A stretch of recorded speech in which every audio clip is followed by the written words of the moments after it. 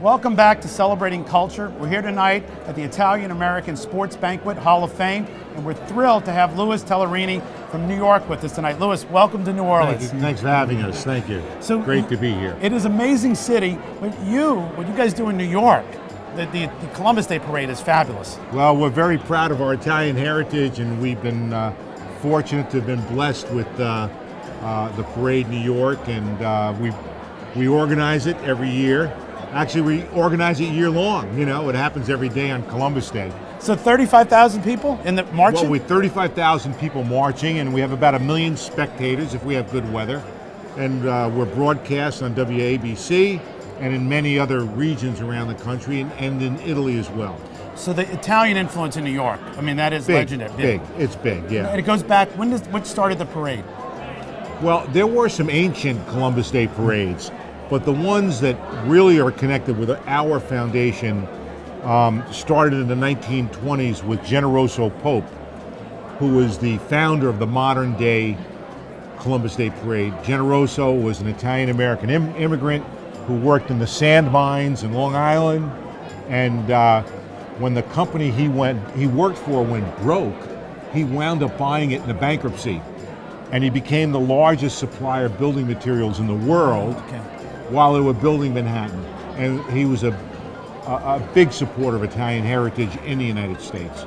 Now, FDR relied on him, I hear? Well, Pope,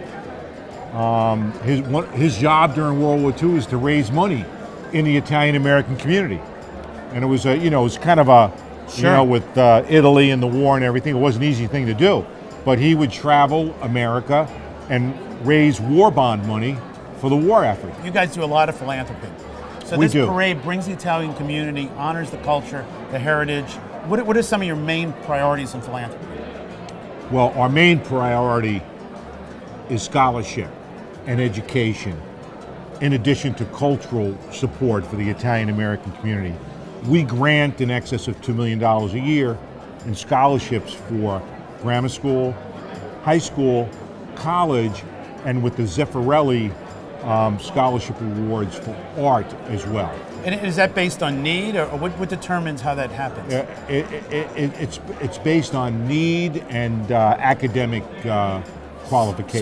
So part of the Italian culture, and you have to have some Italian heritage. But part of the heritage, I think, has always been education. Yes. So this is to reinforce that. To reinforce it, but also to embrace those Italian-American families and those children to respect and honor their Italian heritage. San Gennaro in New York, as I know that there are other cities now have tried to clone that in Las Vegas and California. Yeah, well, it's New York. Everything's different in New York. It's a big event that goes on for days and days and days, and they close all the streets down, and it's it's a eat heritage cultural fest for Italians. What are your tips? What would they say if Louis says I should go here? Do you want to give any? Well, my favorite Little Italy is Arthur Avenue. Okay. Which is in the Bronx near where I went to school at Fordham University.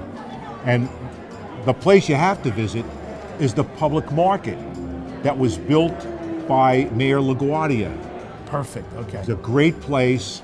There are all kinds of vendors, everything from butchers to cheese vendors to any delicacy you can imagine, to the pastry shop and the espresso machine.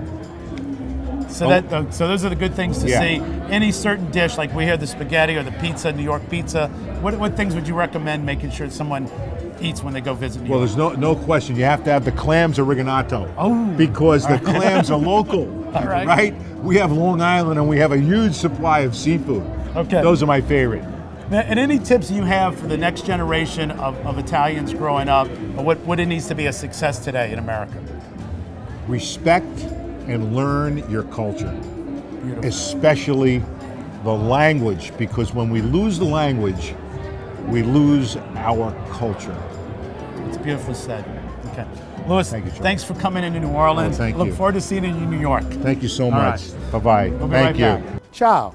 Welcome to the Italian Piazza in New Orleans, Louisiana. And right next door is the American Italian Cultural Center, which hosts numerous events throughout the year and is a great place to read about the Italian history. When you subscribe to our news, you'll get updated on all the videos we're making as far as the celebrities that come into New Orleans to talk about Italian culture, the parties, the events, what's going on. It's just a great way to learn about Italian history, the values, and what makes Italian being fun. E parlare italiano.